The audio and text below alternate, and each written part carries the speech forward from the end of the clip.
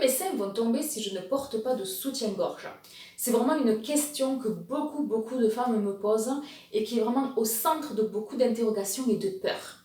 De peur parce que d'un côté, on n'a pas envie que les seins tombent, d'un point de vue esthétique, et de notre côté, il y a énormément de névroses autour du soutien-gorge, plein d'idées qui circulent et qui font que on ne sait pas trop où se situer entre cette tendance du no bras et en même temps cette tendance santé, soutien-gorge qui peut venir altérer la santé des seins. Et bien entendu, au centre de tout ça, c'est j'ai pas envie que mes seins tombent, forcément. Donc, il n'y a pas de question toute faite, hein, malheureusement, mais je vais quand même vous donner quelques indications. Il y a des femmes, hein, si elles ne portent pas de soutien-gorge, les seins vont tomber. Et d'autres, ils ne vont pas tomber. C'est vraiment un sujet qu'il faut prendre dans son individualité, dans sa relation au corps, son hygiène de vie, le niveau de stress, les sports pratiqués. Et en plus de ça, quelle est ma forme des seins, parce qu'il y a des formes différentes, et quel est le volume de mes seins, donc le poids que les ligaments vont devoir tenir. Donc c'est vraiment beaucoup de choses à prendre en considération. L'hygiène de vie est très importante, mais en fait elle est importante sur une globalité de corps. C'est-à-dire que les seins, ils sont aussi représentatifs d'une globalité de corps de comment je vais bien dans ma vie. Est-ce que je fume? Est-ce que je bois beaucoup d'alcool? Est-ce que je suis en stress? Est-ce que j'ai suffisamment de sommeil? Comment je m'alimente? Est-ce que c'est bio, pas bio? Est-ce que c'est de la nourriture nourrissante ou de la nourriture un peu toxique? Enfin voilà. Je synthétise énormément parce que c'est pas le sujet de cette vidéo, mais en tout cas l'hygiène de vie a une immense influence sur la teneur des seins. Une autre influence, comme je disais, c'est le volume. Les femmes qui ne portent pas de soutien-gorge et qui ont un gros volume de seins, oui, ça va tomber parce qu'il y a du poids. Par contre, si on a une petite poitrine, il y a moins de chances que ça tombe, mais ça peut également tomber. Également le sport. Quand on fait du sport, il faut absolument mettre des soutiens-gorge, enfin des brassières qui ont une grosse tenue, qui galbent vraiment, qui a une tenue au niveau des seins pour éviter justement les rebonds. Je connais des femmes qui font du jogging sans soutien-gorge. Certaines, elles n'ont pas du tout les seins qui tombent. Certaines ont des toutes petites poitrines et les seins qui tombent. C'est hyper variable d'une femme à l'autre.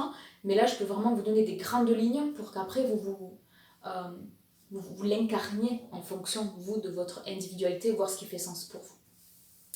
Je vais vous parler des ligaments, puisqu'en fait, qu'est-ce qui fait que le sein tient? C'est la peau, le galbe de la peau, la tenue de la peau. Donc là, je fais d'autres vidéos sur ça, notamment sur l'huile de pâquerette que je vous invite à regarder. Et les ligaments de Cooper. Les ligaments, c'est vraiment ça qui tient les seins, en plus de la peau. On parle souvent des pecs. Les pecs ne tiennent pas les seins, puisque les seins reposent juste devant les pecs. Par contre, si vous tonifiez énormément vos pecs, ça peut avoir une micro-influence, surtout ici sur le côté, sur le fait que les pecs viennent s'élargir. Mais franchement, ne comptez pas dessus. Moi, je fais de l'escalade et je suis pole danseuse. Donc, en fait, mes pecs, mes bras, je les sollicite en permanence depuis des années.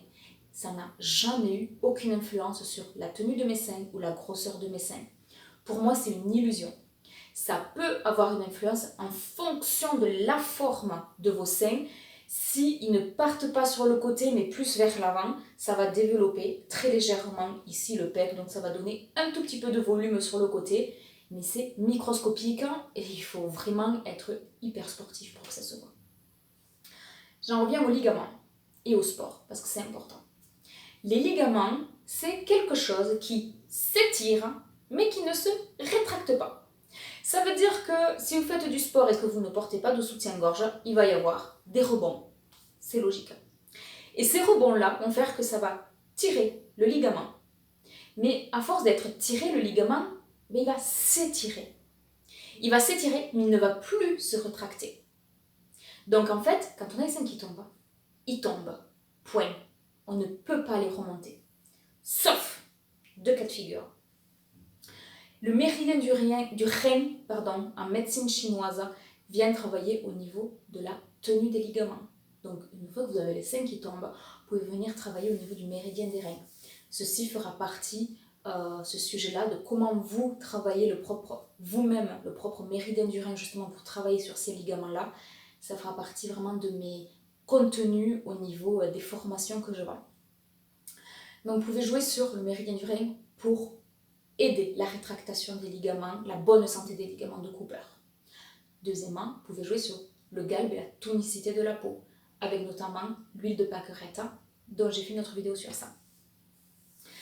Vous pouvez également jouer sur, globalement, une très bonne hygiène de vie.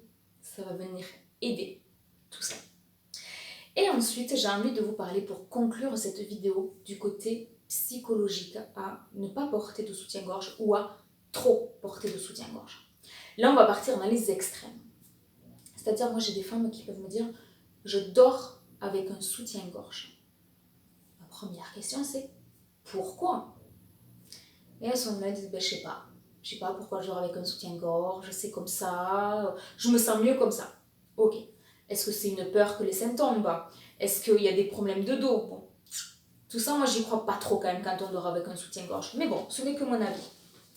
Et j'essaie de les amener vers quelque chose qui est...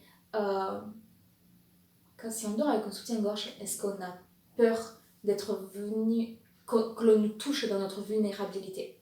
Est-ce qu'on se sent en sécurité?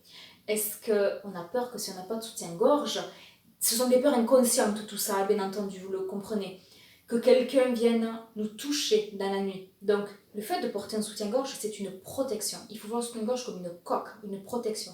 Et plus il est rembourré, plus on a besoin de se protéger. On a besoin de se protéger parce que se sent en insécurité, parce qu'on a peur que quelqu'un vienne toucher, vienne nous agresser, vienne avoir un regard qui n'est pas le regard que l'on a envie d'avoir sur soi, etc., etc., etc. Bon, c'est pas le sujet de cette vidéo-là, mais j'avais quand même envie de vous amener cette piste de réflexion si vous dormez avec un soutien-gorge.